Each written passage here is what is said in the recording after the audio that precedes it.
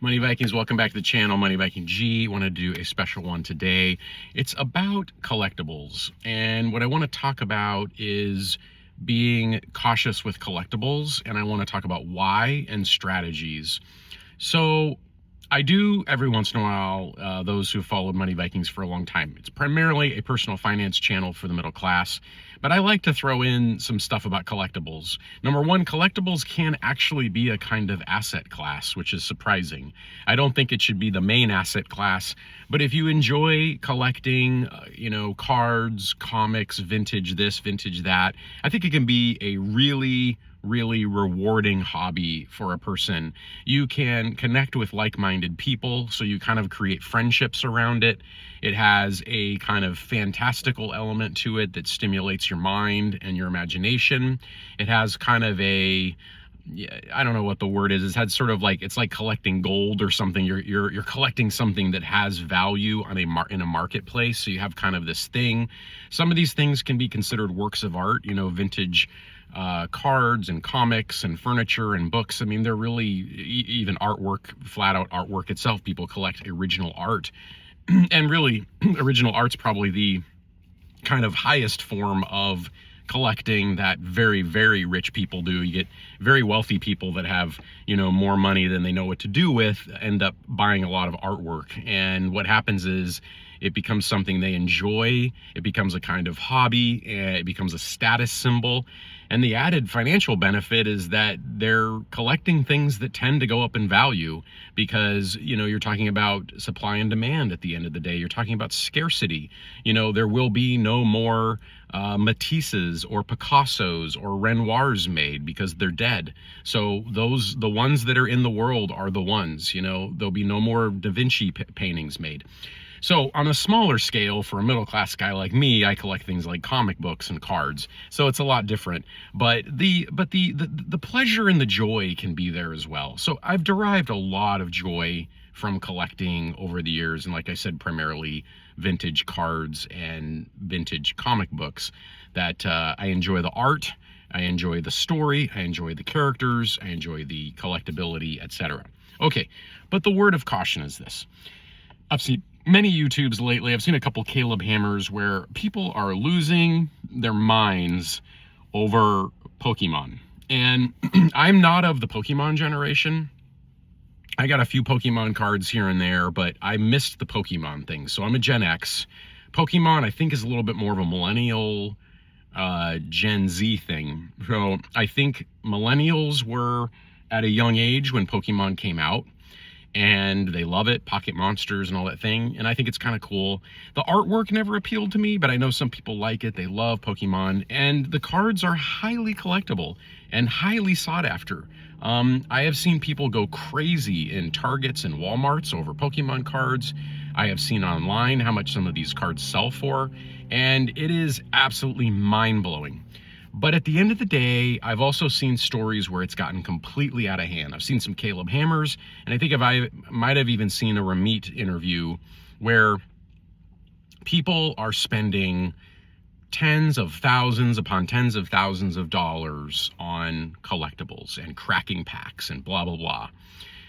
That is a really dangerous slippery slope. And if you're headed down that path, you have to ask yourself what psychologically is going on, because psychologically, I'd say two things are happening.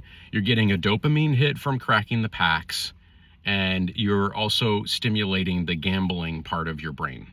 So again, whereas I am a fan of collectibles and that kind of stuff, I think it's fun, it can also go way too far. I've been on the precipice of that before, where I've felt it, and I felt I've had to pull myself back. Primarily during the pandemic blow up of collectibles, I did get a little bit carried away, admittedly, and I remember spending multiple thousands of dollars on a box of cards. And I remember at the time, I had never spent that much on a collectible before. I was always sort of in the like $50 to $100 kind of zone if I was to buy something of value. And when I spent multiple thousands, I had to look hard and long at that box of cards and really ask myself, what was I doing? And it sat on my desk for a long time, and I finally got to a point where I decided to sell the box because it made like no sense that I was spending that much money. That was way out of my budget, and I should not have been doing that. So I ended up selling that. I think the box cost $3,000. I sold it at a lot. I sold it for $2,500. So I got out with a $500 loss, but it was a lesson learned. And, you know, maybe the box would have gone up, maybe it would not have, but it was not within my budget to be doing that. So that is just a critical thing you have to ask yourself if you're going down the rabbit hole of collectibles. Is it really, really within your budget to be investing, quote unquote, this much into this collectible? For me, collectibles have to be totally after everything else of your foundation for personal finance is completely solid. You got a solid middle-class job, okay, with healthcare and a 401k, or you some kind of small business or something that's reliable. You have well-managed debt. You know, you're not drowning in credit card debt. You have an emergency fund. You're consistently contributing to some kind of very what I'll call plain vanilla investing vehicle or longboat, as we say at Money Vikings. When you're doing all those things, after all that is when it's time to do some collectibles. You know, before that, the focus really has to be on getting those credit cards paid off, getting that emergency fund built, automating into sound investments. When you've done all that, then yes, indulge, I would say, in your hobby, but have a parameter on it. Have some parameter.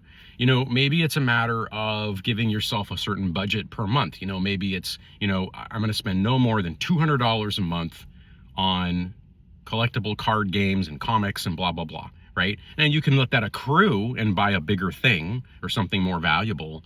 But I would just say find that number and actually plug it into your budget spreadsheet or your budget list. Put it on there, right? Collectibles, you know, write collectibles on it and put $200. That's what I've done. I've put a number on it now per month that I am allowed to spend after I've done all the other things. So I hope that helps you. I've just seen a lot of YouTubes lately of people that have totally gone too far with this, and it's really, really going to cost them, and it can be very bad for their true wealth journey. So I hope that helps you.